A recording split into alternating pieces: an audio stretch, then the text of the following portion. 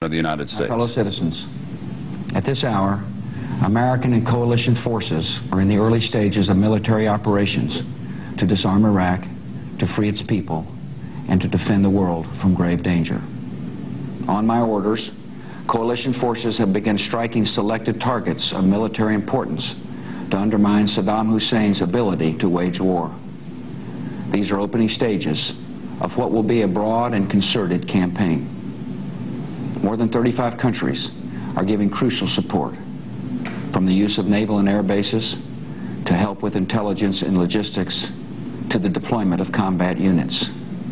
Every nation in this coalition has chosen to bear the duty and share the honor of serving in our common defense.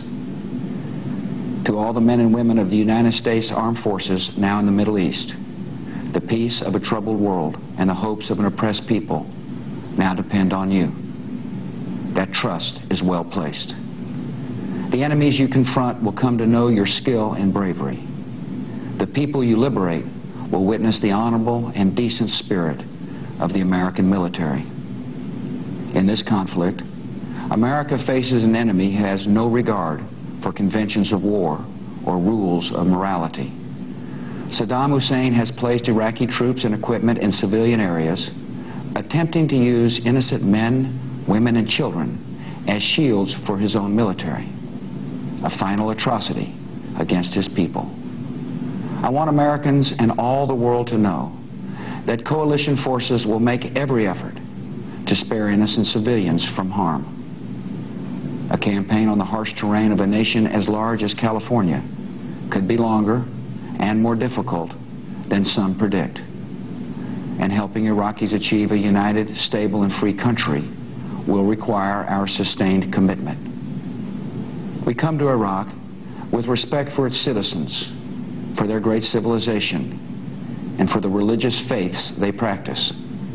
We have no ambition in Iraq except to remove a threat and restore control of that country to its own people.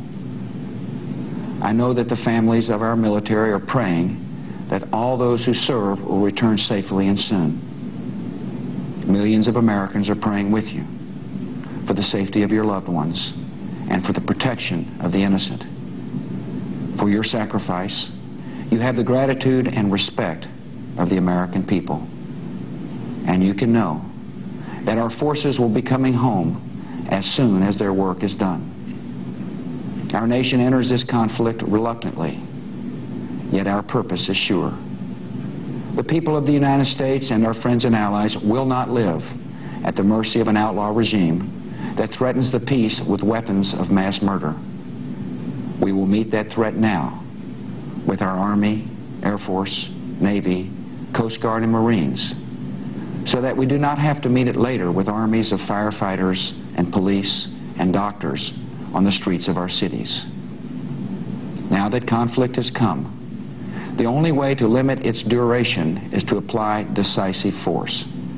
And I assure you, this will not be a campaign of half measures, and we will accept no outcome but victory. My fellow citizens, the dangers to our country and the world will be overcome.